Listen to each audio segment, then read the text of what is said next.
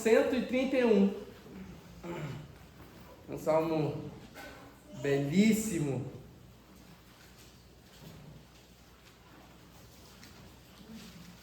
Salmo 131.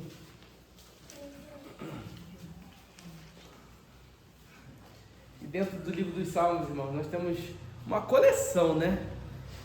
Coleção de poemas, de canções que eram cantadas por aquele povo que ia, né, peregrinando em direção a Jerusalém, para quando chegar lá celebrar as festas do calendário que eles tinham, né? E eles iam cantando, entoando os poemas em canções de forma tão bela, tão linda, e muitas delas estão aqui contidas, né, nos salmos, nas canções aqui, poemas aqui descritos. A música, ela era cantada por aquele povo, as orações eram feitas por aquele povo naquele caminho. E quando a gente olha para a vida de Jesus, ele também participou de muitos deles. Muitas dessas canções, dessas peregrinações, cantando, entoando esses cânticos, esses poemas belíssimos. E esse é um deles. E eu quero te convidar a olhar para esse salmo lindo, belíssimo, mas também forte e confrontador. Ele diz o seguinte: Senhor, meu coração não é orgulhoso e os meus olhos não são arrogantes. Não me envergonho, não me envolvo com questões grandiosas ou maravilhosas demais para minha compreensão. Pelo contrário, acalmei e aquietei a minha alma, como criança desmamada que não chora mais pelo leite da mãe. Sim, minha alma dentro de mim é como uma criança desmamada. Ó Israel, põe a esperança no Senhor, agora e para sempre. Amém? Vamos orar? A Deus, aplique em nosso coração a Tua palavra, Pai. Obrigado porque ela é fonte de vida, Pai. Ministra em nossos corações, no coração de cada irmão e irmã aqui, no meu coração nessa noite. Em Teu nome, no nome de Jesus que oramos. Aquele que também, durante a peregrinação, cantava esses lindos salmos de canções em direção a Jerusalém. Nós, em direção a Jerusalém Celestial. Em Teu nome que nós oramos. Amém e amém. Antes, irmãos, de nós entrarmos nesse poema, se assim podemos dizer, que são os salmos aqui, vale uma pergunta para mim, uma pergunta para você. Quais são as medidas que eu e você usamos para avaliar se a nossa vida está indo bem? Qual é a medida, a forma como você, como eu, cada um na sua particularidade, usa para avaliar se a vida está indo bem? Se está caminhando direitinho? Não são as medidas que a gente diria numa entrevista, tá? Uma entrevista de emprego, não são essas, tá? Não são aquelas que a gente vai dizer num lugar público, mas aquelas sinceras. Aquelas no íntimo do nosso ser, irmãos. São medidas reais, aquelas que são feitas de forma silenciosas, no nosso quarto, ou para os mais íntimos, sabe? Aquelas que a gente não compartilha com os amigos, nem todos os amigos. Não são aquelas que a gente compartilha com qualquer pessoa, mas aquelas sinceras. Ela não é vista numa rede social, né? Ela não é vista num lugar público, mas no nosso íntimo. Muitas vezes, quando a gente abre, nós estamos num momento em comunidade, a gente tenta medir a nossa vida pelo que a gente vê do outro. A gente vê no outro, às vezes, um recurso financeiro maior, e a gente, de repente, mede assim: poxa, eu tenho menos condição do que fulano.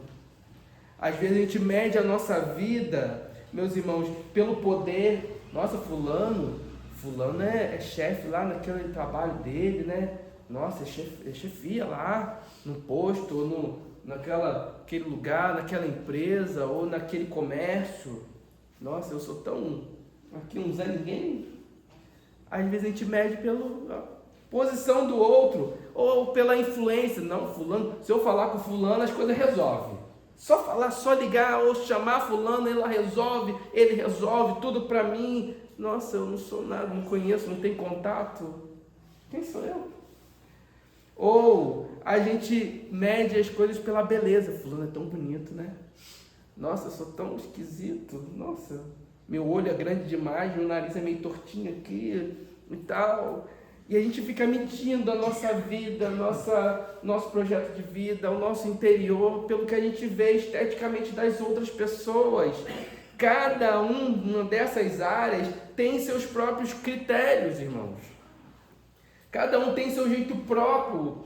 Cada pessoa tem o seu jeito próprio de enxergar a vida, mas há uma pergunta que a gente faz: qual é a medida que você avalia se sua vida está indo bem?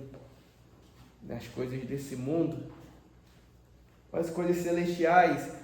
Quando a gente olha para a vida de Jesus, ele usa alguns critérios. E quando a gente trata desses critérios que eu falei aí, poder, dinheiro, influência e tudo mais, a gente compara com Jesus. Ele fez um caminho inverso ao que muitas vezes a sociedade nos indica a fazer, a avaliar a nossa vida. Quando a gente fala do poder, Jesus escolheu se fazer servo de todos. Servo de todos, e foi até a morte nessa lógica de ser servo de todos. Quando a gente traz um comparativo com dinheiro, irmãos, Jesus era pobre, irmãos, com um ministério sustentado por ofertas de um grupo de mulheres que o seguiam. Quando a gente traz um comparativo a Jesus, no termos de influência, ele, o Filho do nosso Deus, o Senhor dos Exércitos, Jesus formou um círculo principal de pescadores. Olha só, não foi a nata, foi de pescadores, cobradores de impostos, pessoas simples, sem um prestígio social que pudesse destacar assim: nossa, que influência aqui tá boa, né? Eu tenho fulano, ciclano, doutrando do meu lado, aqui no meu time. Não era dessa forma. Quando a gente fala da aparência, da beleza, o próprio profeta Isaías, muitos anos antes, ele vai ali profetizar e descrever o Senhor como um servo, alguém que não tinha beleza ou majestade que atraísse os olhos, irmãos. Em nenhum desses eixos da vida, Jesus, o nosso Salvador, se encaixa no que qualquer cultura diz como forma de medida para a vida que está indo bem. A vida está indo bem. Não, ele não se encaixa. O que o mundo chama de sucesso, Jesus ia para um caminho contrário. Aquilo que o mundo chamaria de insucesso foi o caminho que ele percorreu em sua vida. O que significa então que crescer, irmãos, amadurecer como discípulos de Jesus nesse mundo, no mundo que ele nos colocou, no mundo que mede tudo pelo critério de poder, de dinheiro, de influência, de aparência. O que fazer? Quando a gente olha para esse salmo aqui, a gente pode trazer uma reflexão. No Senhor podemos encontrar descanso para corações que são ambiciosos, como o meu e o seu, que queremos medir de forma natural do concurso desse mundo, pelo dinheiro, pelo poder, pela influência, pela beleza que a gente vê no outro. E pouco a gente olha para dentro de nós aquilo que Deus realiza em nossa vida. Pelo primeiro ponto, eu quero te levar ao versículo 1 aqui, onde ele ressalta aqui essas palavras. No versículo 1 do Salmo 131, ele traz a plena constatação, irmãos, que nós somos ambiciosos. Olha como ele começa: meu coração não é orgulhoso, os meus olhos não são arrogantes, não me envolvem questões grandiosas ou maravilhosas demais para minha compreensão. Aqui tem uma progressão que vale a pena observarmos, irmão. Davi começa pelo coração, que na cultura hebraica é o centro da identidade. Ele fala, o meu coração, o lugar onde tudo parte, irmãos.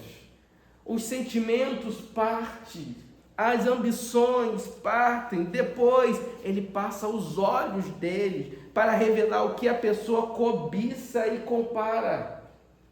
E termina com ações daquilo, meus irmãos, que ele escolhe ou não escolhe perseguir. É uma descida do interior para o exterior, irmãos. O desejo de conduta, o desejo à conduta com os olhos, com o coração, com as ações, é como se tivesse 3 camadas de uma mesma realidade. Aqui o coração, os olhos, as coisas que estão à sua frente. E essa progressão não é abstrata, irmãos. Davi escreve aqui, inspirado pelo Senhor, pelo Espírito Santo, baseado em suas próprias experiências de vida, daquilo que ele passou, daquilo que ele vivenciou. Ele havia sido ungido rei de Israel. Olha só, que influência, que poder teve ele. Ele foi ungido rei ainda jovem, por Samuel, por determinação não de alguém qualquer, mas do Senhor, e isso gerou, com o tempo, gerou uma desconfiança, atraiu a inveja de Saul, e a partir daí, irmãos, Saul passou a perseguir o rei Davi, e ele de forma sistemática, e Davi precisou fugir por determinadas vezes, e nesse período os próprios apoiadores de Davi pressionava Davi a agir. Olha, você foi ungido rei. Ué, por que você não pega logo essa unção que você recebeu e toma logo o reino no lugar? Ué, se Deus já havia te prometido isso, por que você não antecipa? Vai logo, assume logo esse posto e para com essa perseguição terrível aí, porque você não aproveita agora a oportunidade. E são perguntas razoáveis que poderiam ter passado pela mente dele, pelo coração dele, ou feitas pelos pessoas que estavam ao seu lado. E é exatamente esse tipo de pergunta que o coração ambicioso sabe responder muito bem, porque a ambição raramente se apresenta como ambição, irmãos. Ela se veste de lógica, pela lógica, ungido rei, pelo Senhor, por um profeta e tal, um sacerdote. Então, vou logo agir, vou logo fazer ali, é uma oportunidade, vou aproveitar a oportunidade. Logo, ele encontra argumentos bons, irmãos, para justificar o que o coração já decidiu, o que quer. E antes de avançar, vale a pena uma distinção muito importante para a gente, porque sem ela o argumento pode soar para a gente como uma condenação de toda e qualquer ambição. O apóstolo Paulo, ele escrevendo aos Filipenses, um texto belíssimo em suas cartas, ele faz uma separação que ajuda a gente nesse momento. Filipenses 3, ele descreve sua própria ambição. Ele vai dizer: prossigo para o final da corrida, a fim de receber o prêmio celestial, para o qual Deus nos chama em Cristo Jesus. Em Cristo Jesus. Isso é a ambição, irmãos. O prêmio celestial em que Cristo nos chama, que Deus nos chama em Cristo Jesus, um uma ambição intensa, direcionada, que não se contenta o lugar onde está, e Paulo descreve sem nenhum constrangimento nenhum, mas no capítulo anterior, ele havia dito uma coisa: nada façais por ambição egoísta, ou por vaidade, mas humildemente considerem os outros superiores a você mesmo. A palavra que ele usa ali carrega a ideia de quem trabalha por interesse próprio, de quem age pensando no que vai ganhar com isso, irmãos. Com isso, levar vantagem. É essa ambição que ele condena e não a anterior. A diferença entre as duas não está na intensidade do desejo, irmãos, nem no tamanho do objetivo.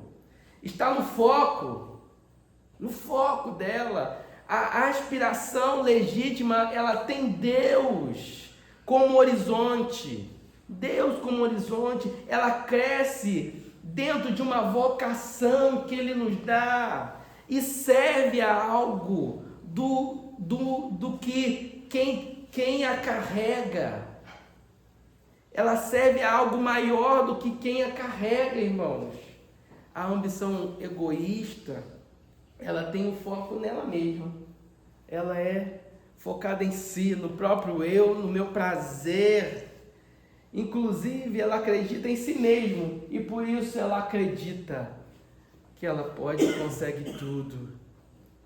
Mas essa distinção, que parece simples na teoria, meus irmãos, se torna uma escorregadia, uma banana escorregadia na prática, irmãos, porque muitas pessoas agem em nome de Deus e até acreditam genuinamente nisso, mas estão sendo movidas por um interesse próprio. O que pode ganhar na igreja, o que pode ganhar naquela igreja, naquele lugar, com aquele pastor, com aquela comunidade, ou naquele lugar especificamente, ou com Deus. Eu vou ser bonzinho, eu vou fazer as coisas, né? A capacidade humana de se auto-enganar, irmãos, nesse ponto é extraordinária. É extraordinária. A gente consegue construir muitas vezes uma narrativa muito convincente para a gente se convence da nossa ambição. Se nos convencemos de outro propósito, de que não é o Senhor como horizonte, nos convencemos dos objetivos que não é glorificar e dar prazer ao Senhor, mas o nosso. E isso nos reveste de uma falsa religiosidade. Cada dia.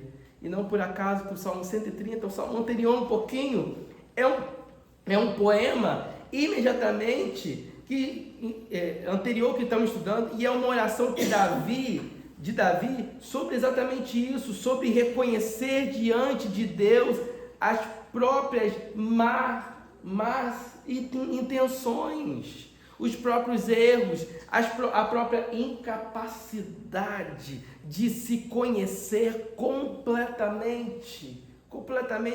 É uma oração, Salmo 130, de quem sabe que o coração humano não é um lugar transparente, nem para quem o habita, porque ele esconde muitos das suas ambições mais íntimas. Por isso, o Salmo 131 ele vem depois do Salmo 130. E talvez não seja por coincidência. Não é por coincidência. A humildade que Davi descreve aqui não é uma ingenuidade, queridos, a respeito dele mesmo. Não é. É o resultado de alguém que olhou com honestidade o que há dentro de si e escolheu, mesmo assim, irmãos, preste atenção, orientar o seu coração em direção a Deus. A contestação é: sou ambicioso. E aqui ele está fazendo essa oração, orientando o seu coração, quando ele vai dizer essas palavras do verso 1. Senhor, meu coração não é orgulhoso. Orientando o seu coração. Senhor, meus olhos não são arrogantes. Orientando os meus olhos. Não me envolva em questões grandiosas, maravilhosas demais para minha compreensão. Orientando a sua alma. Porque ele tinha a plena constatação de que era um homem orgulhoso, irmãos. Mas após isso, o verso seguinte, o verso 2, a ambição desordenada, ela gera uma ansiedade em nossa vida. O versículo 2, ele vai trazer ali, acalmei e aquietei a minha alma. É uma ação de que o eu do salmista pratica sobre uma parte de si mesmo. Ela é tratada quase como uma entidade separada, irmãos. O Salmo 42, ele faz o mesmo movimento que está nesse verso 2. O verso 2 ele diz: pelo contrário, acalmei e aquietei a minha alma como uma criança desmamada, que chora, querendo leite da mãe, né? Sim, a minha alma dentro de mim é como essa criança desmamada. Aqui, no Salmo 42, ele faz o mesmo movimento, porque ele diz: porque está abatida a minha alma. E é o mesmo recurso, a mesma postura de alguém aqui que se coloca diante da própria vida interior, como se fosse possível dialogar com ela, dialogar com a sua vida, interpelar e trabalhar sobre ela. Quando a gente fala na antropologia hebraica, a palavra usada é nefes, que tem uma intenção ali de alma, né? Proximidade de alma ali, que abarca, como a gente pode se dizer, uma alma, né? O nefes, a alma, que inclui emoções, desejos, vontade, intelecto, apetites. É a totalidade da vida interior de uma pessoa, a sua alma. E o que Davi está descrevendo no versículo 2 aqui é um trabalho de administração dessa alma com toda a sua totalidade, com todas as suas intenções, as suas emoções, os seus desejos, vontade, intelecto. Os dois verbos que ele usa em hebraico nos ajudam para a gente a entender esse trabalho. Ele traz aqui também um outro verbo que é shivit, que carrega a intenção de nivelar, de aplainar e remover os bicos de agitação. Ele diz também sobre domante, uma palavra que significa silenciar, trazer a quietude absoluta. São verbos, irmãos, de processos, não de estado, de processos de dia a dia, e não de um estado que estava. Ele não descreve alguém que nasceu tranquilo, descreve alguém que trabalhou para chegar à tranquilidade. É a imagem que Davi escolhe para ilustrar esse resultado e ele me parece surpreendente, irmãos. Ele compara a alma dele como uma criança desmamada. A maioria aqui é pai, mãe, ou já teve uma criança na família, né? E um bebê que ainda não foi desmamado, quando está com fome, o que ele faz? Abre o berreiro, né? Chora. Constantemente, desesperadamente, ele quer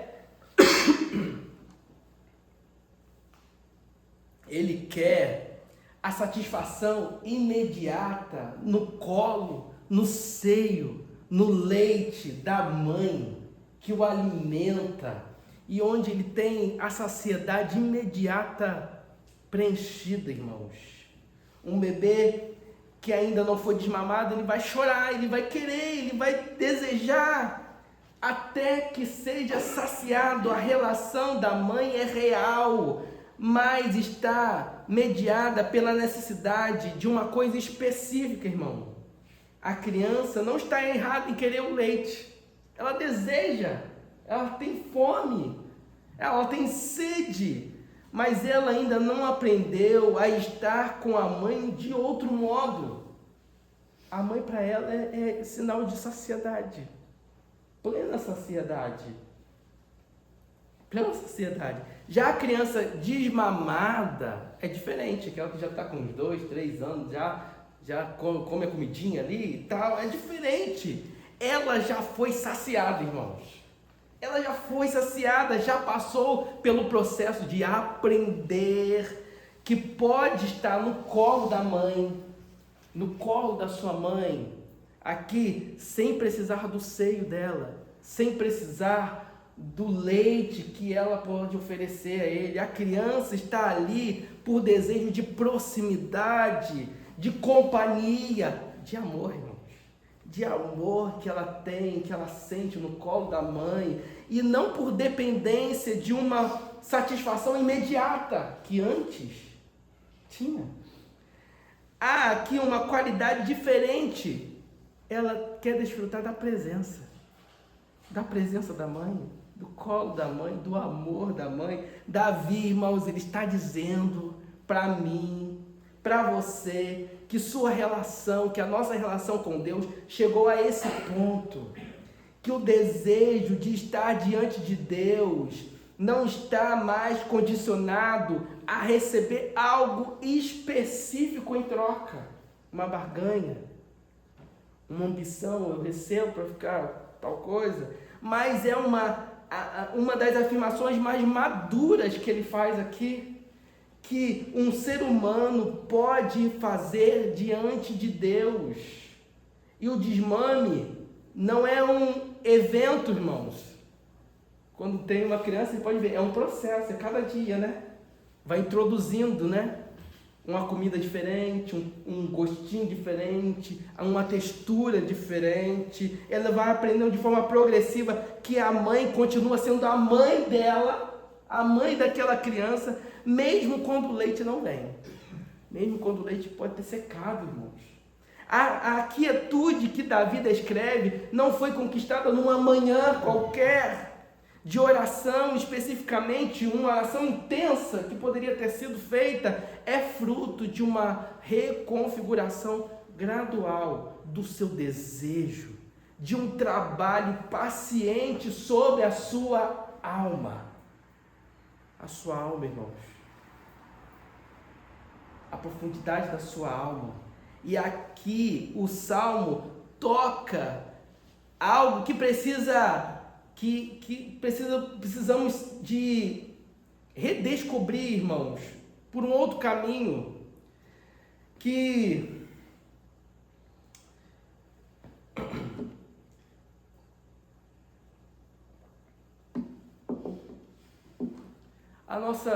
nosso tempo, a nossa geração está viciada em coisas simples demais. Leites como uma criança que ainda não foi desmamada. A nossa alma, ela tem outras ambições que esse mundo provoca ela ter, mas quando se dá em comparativo a alma sobre essa saciedade de conhecer a Deus, de desfrutar, de experimentá-lo, vai mais como aquela criança que ainda está no seio mamando. Onde tem ambições grandiosas para o mundo, mas não de desfrutar da presença de Deus. Ela quer ainda o Senhor pelo aquilo que Ele pode dar, e não desfrutar da sua presença, não desfrutar do seu colo, não desfrutar do seu amor, mas aquilo que Ele pode lhe oferecer. Por isso, há uma geração que muda de igreja em igreja, procurando coisa que ela pode te oferecer. Pode oferecer um carro, pode oferecer uma cesta básica, pode oferecer uma posição ali, pode oferecer para você pregar, constantemente, pode oferecer a você um círculo social melhor, e por aí vai, irmãos, por aí vai. Por aí vai. E isso afeta a nossa vida a tal ponto que quando não conseguimos alcançar aquilo que a nossa ambição carnal nos leva, a gente se torna ansioso. Não estou fazendo nada. Deus não está agindo. Deus não está fazendo. Essa igreja, esse Deus é muito fraco.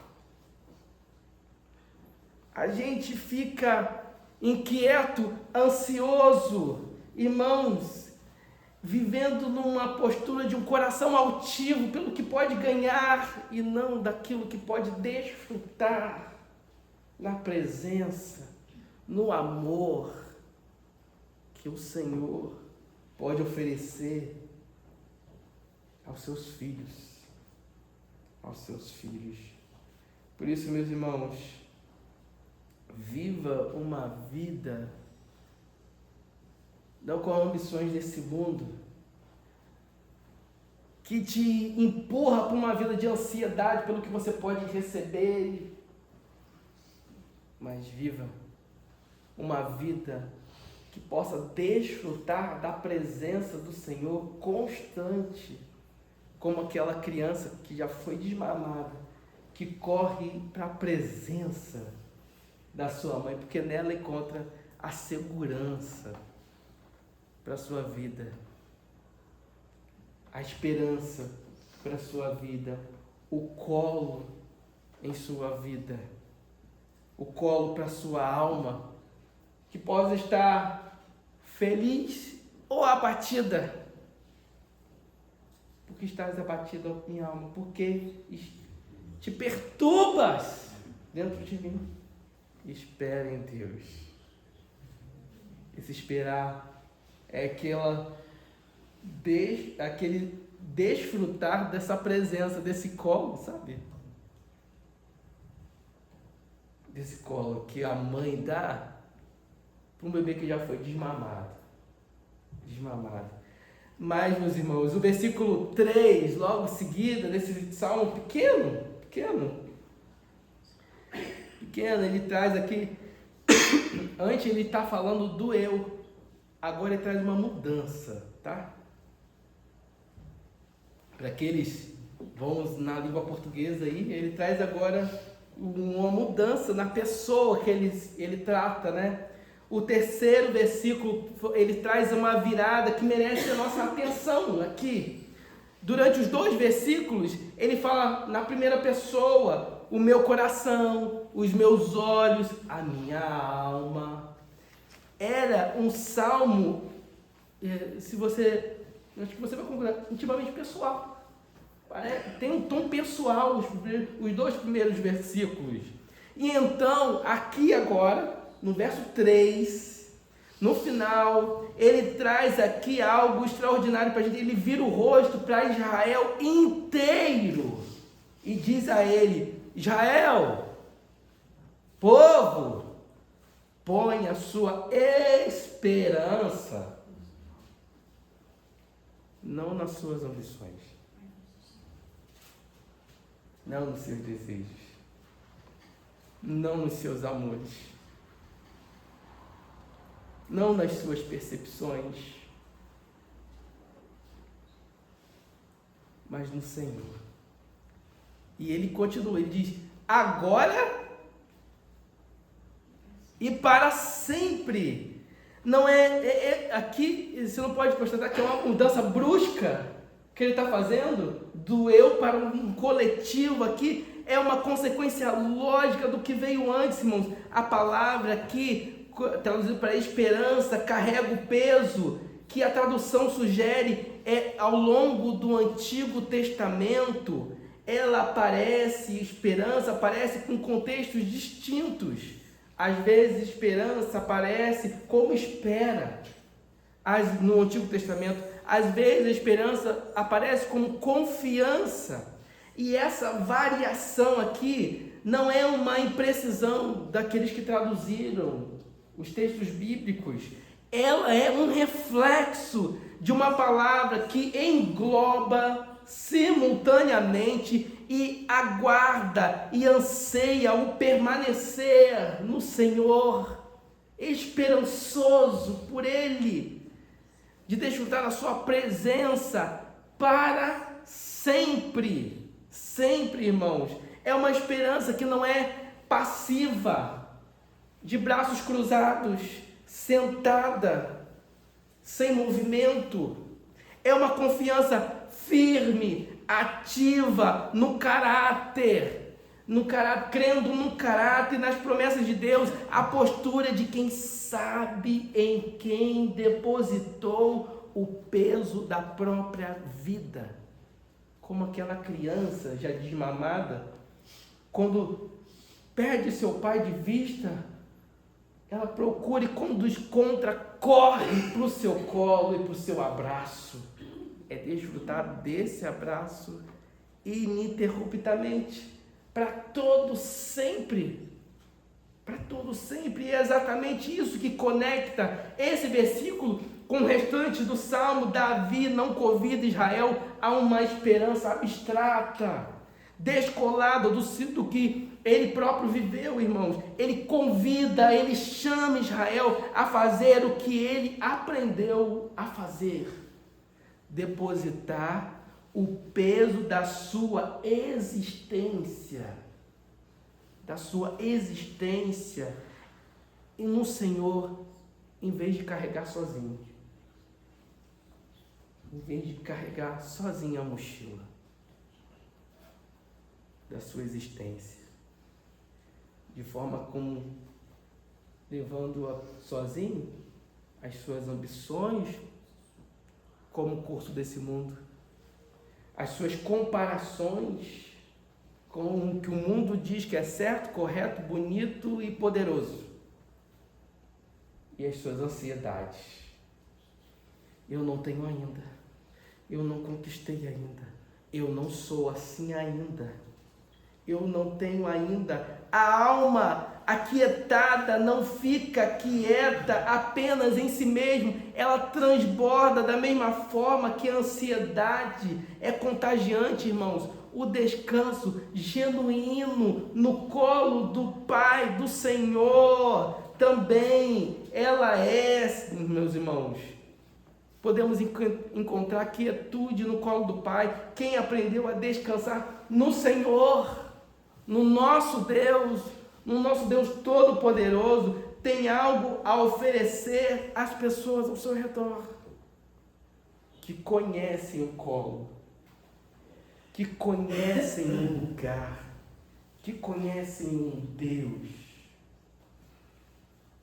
onde miram sua vida, a dar a Ele prazer, onde podem gozar a vida, experimentar a vida, ser sustentado em sua vida, ser sustentado em esperança e confiança em sua vida. Porque trilham nesse mundo em seu colo, como aquela criança desmamada, que desfruta e sabe o que significa a presença da sua mãe para ele. Segurança, esperança. Às vezes na nossa rotina da vida religiosa, irmãos, a gente se esquece de desfrutar da presença do nosso Deus. As outras ambições tomam conta de nós. As outras ambições, por mais legítimas, irmãos, não estou dizendo para você que você deve deixar de trabalhar, que você deve deixar de se especializar para ter um emprego melhor. Não estou dizendo isso, não estou fazendo apologia a isso. Eu estou falando das ambições que descartam a presença de Deus, que são mais movidas pelo ter, pela posição, do que pelo ser e desfrutar da presença de Deus, da presença do Senhor. Meus queridos, que nosso desejo seja essa presença, que a nossa ambição seja desfrutar do colo do nosso Deus. Por isso ele termina falando aqui: Israel, põe a sua esperança no Senhor. Israel, põe agora, não de forma momentânea, como as ambições desse mundo, como conquista, você precisa de outra. Põe a sua esperança no colo daquele que você pode desfrutar da sua presença por todo sempre. Até quando Ele te chamar para a morada celestial. Quem quer desfrutar disso aqui, irmãos? Eu quero. Eu desejo. Eu preciso. Abaixa a cabeça, fecha os olhos.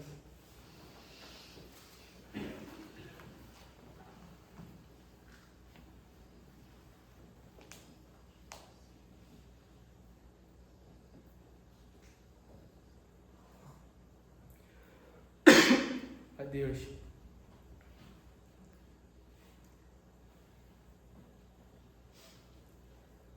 Quantas vezes nós medimos nossa vida pelas coisas que vemos nesse mundo, pelo que esse mundo diz que é sucesso.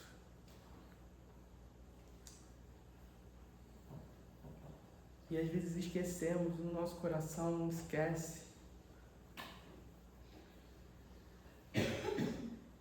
Como é maravilhoso desfrutar da Tua presença, Pai. Amém. Ó Senhor, que as ambições desse mundo não venham minar o nosso coração, Pai. Não venham minar a nossa mente, Pai. Trazendo apenas para o que nós queremos, para o nosso próprio prazer, mas que podemos olhar para Ti cada dia mais e ansiar a Tua presença, e a Sua presença nos motive a crescer cada dia mais, Senhor Deus. Ó Deus, quantas vezes o nosso coração ambicioso tem se tornado ansioso porque a gente acha que precisamos ter tal coisa e na verdade o que nós precisamos é desfrutar de Ti, Pai. Do Teu amor, da Tua presença. Ó Senhor Deus, o salmista aqui, ele está dizendo para a sua alma e querendo colocá-la em ordem, falando, meu coração não é ambicioso, meu coração não é assim. Ele está orientando o seu coração, nos ajude a orientar o nosso coração, a olharmos cada dia mais para Ti, Senhor Deus. Peregrinar em direção a Ti, Senhor Deus. Peregrinar e andar em direção a uma vida que agrada ao Senhor, que experimenta do Senhor, que dá prazer ao Senhor cada dia mais, ó Pai. Ó Deus, que o nosso coração nunca perca de mente, nunca perca do centro a esperança depositada em Ti, Senhor.